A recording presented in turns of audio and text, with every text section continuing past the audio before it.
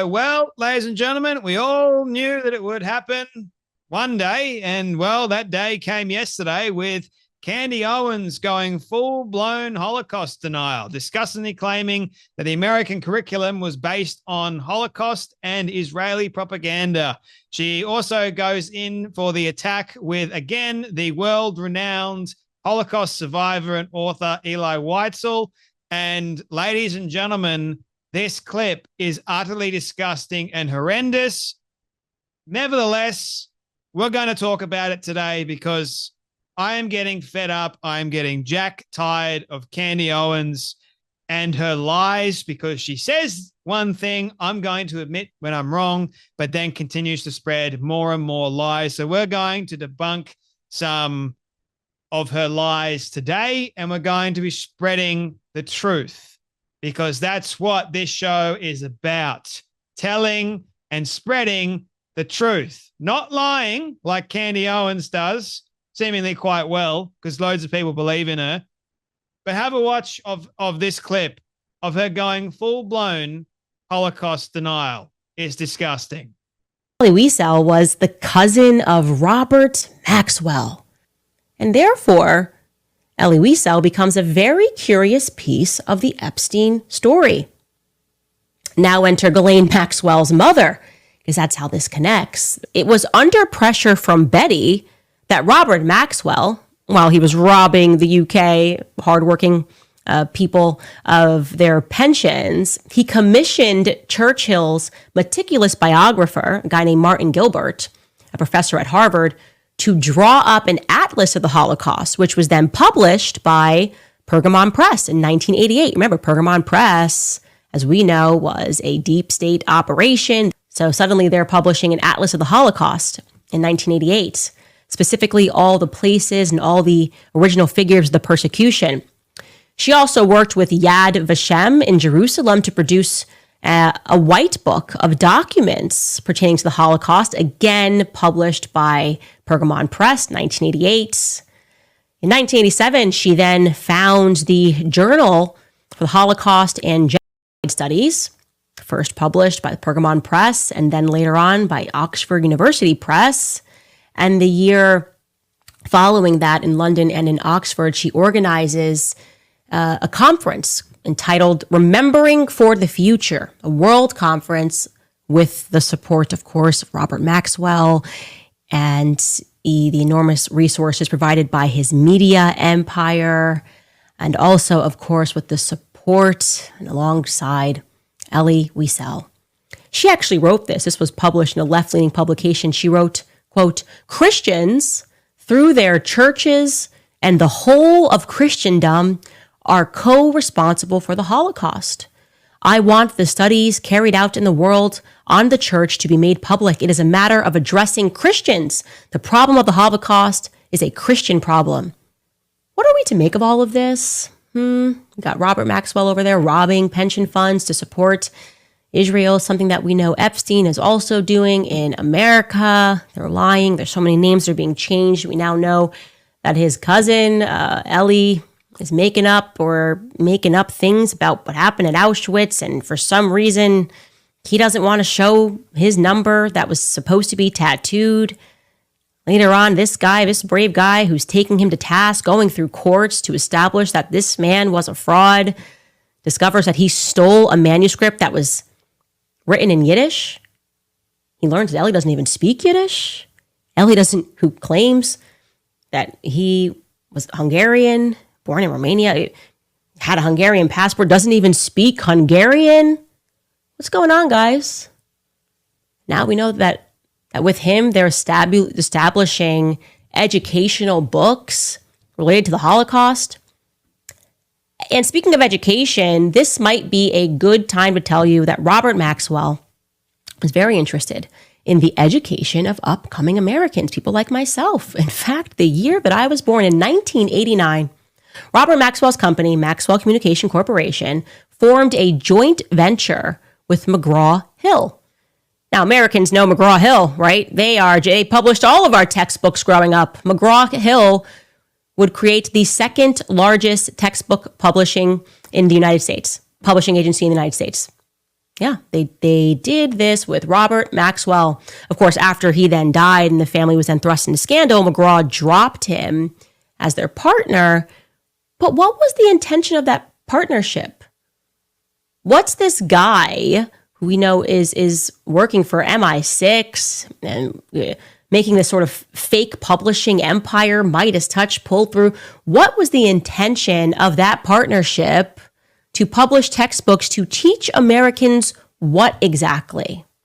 Yeah, it's quite interesting to me, isn't it, that Candy would go on this full-blown Holocaust denial rant and link certain people's names to events and things that took place, and people that actually hated Israelis and tried to dismantle their reputation. Like I'm talking about Ellie Whitel, for example. She goes on another long extended tangent, keeping the Holocaust denial and the attacks going by, again, going after Ellie Whitel, the author of Night, and very well respected, well-renowned, and actually won the Nobel Peace Prize. And you had some person that was really jealous of Ellie and then tried smearing his name. But get this, ladies and gentlemen,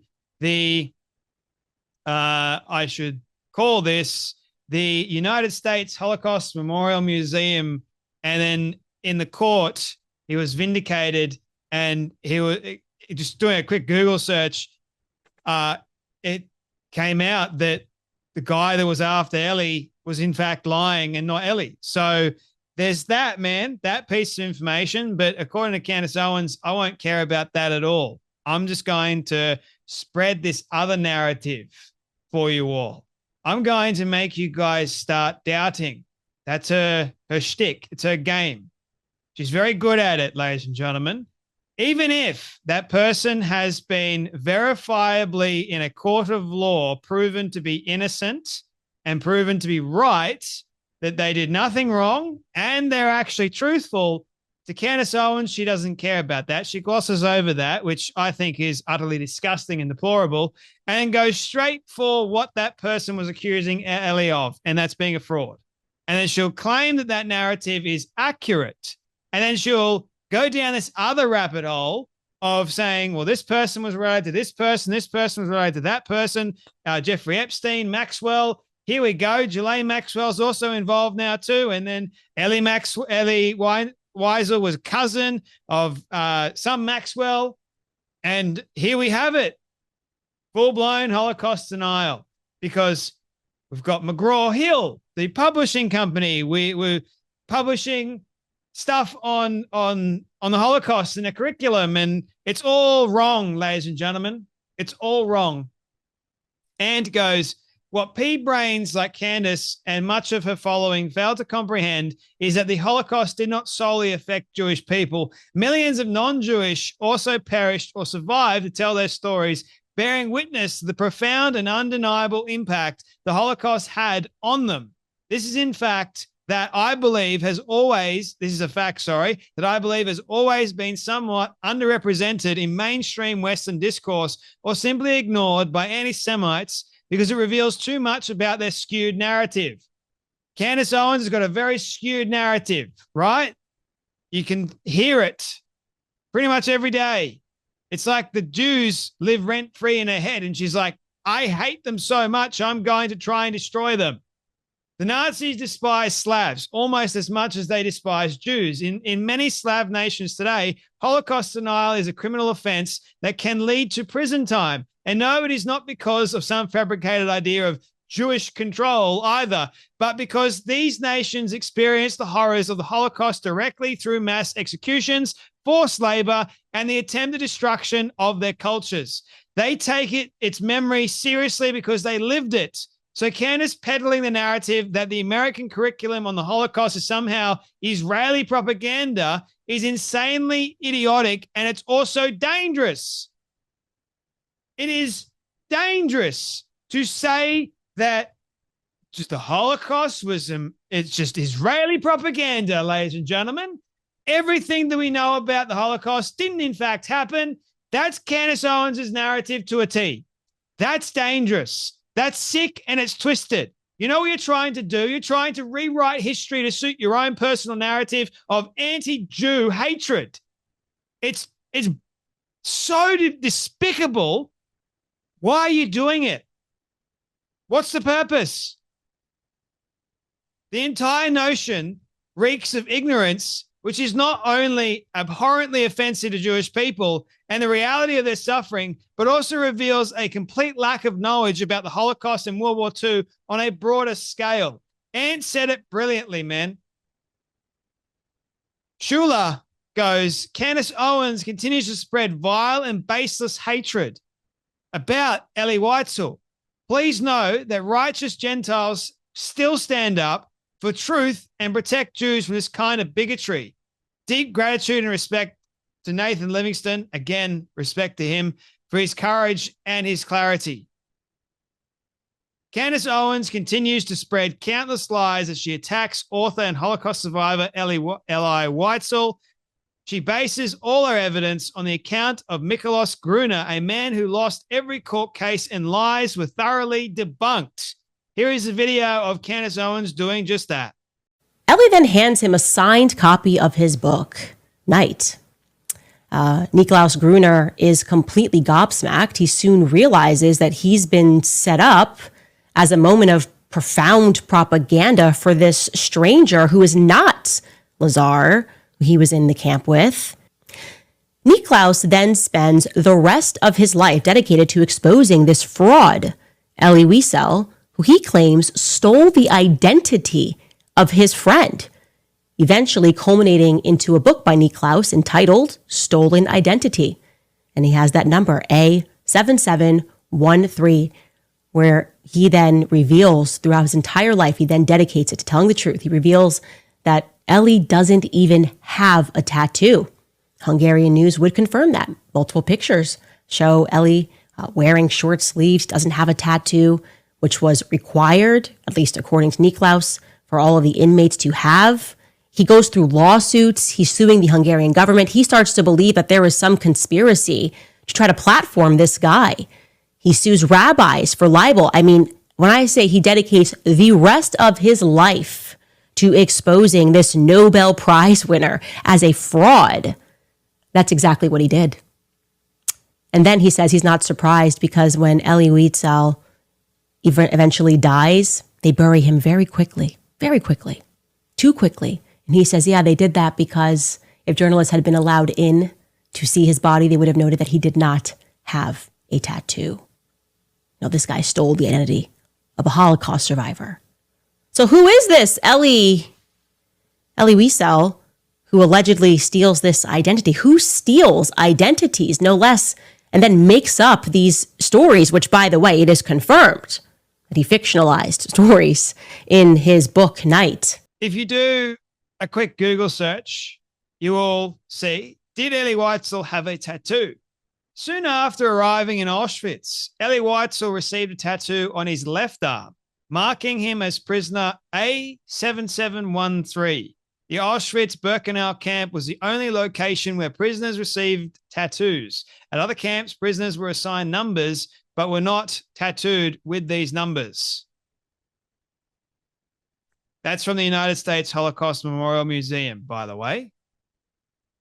And given Candace Owens' claims that Ellie Whitel wasn't tattooed, he stole, all those sorts of things, every single claim made by Niklaus, who spent his entire whatever remaining years he had to try and destroy Ellie Whitel through courts.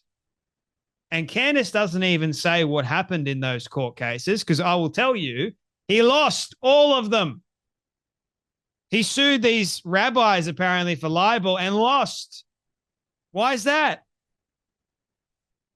And then he continues with the narrative. Oh, Ellie Whitel stole my friend's identity. He didn't go through any of that. He didn't go through any of the horrors of the Holocaust at all. He's a fraud. That's according to Candace Owens as well. And she's peddling Niklaus Gruner's lies. He was exposed as a liar. To try and dismantle Ellie Whitel. The problem is with jealousy, with lies. Ellie became a Nobel Peace Prize winner. And this guy hated his guts.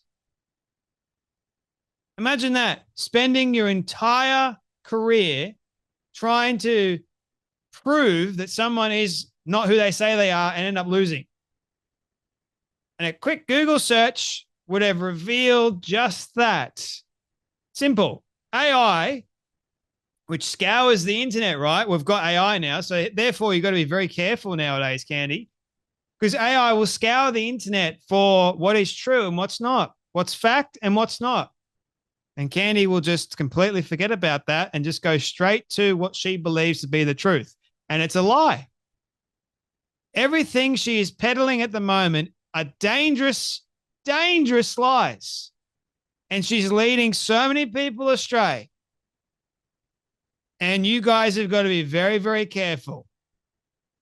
I hope more of you are starting to wake up and realize that she is not a good person. She's not a good faith individual.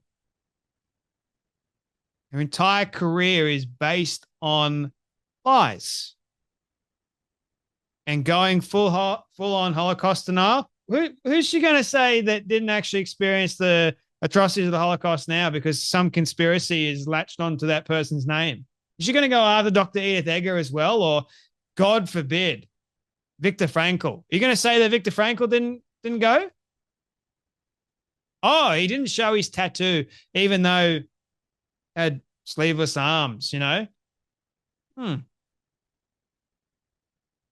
There's probably reasons for that. I don't know, but it was confirmed that he was tattooed.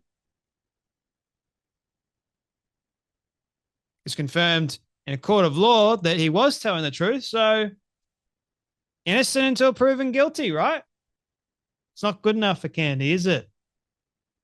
Anyway, that's enough from me, but you guys take care, be blessed, and I'll see you all in the next video.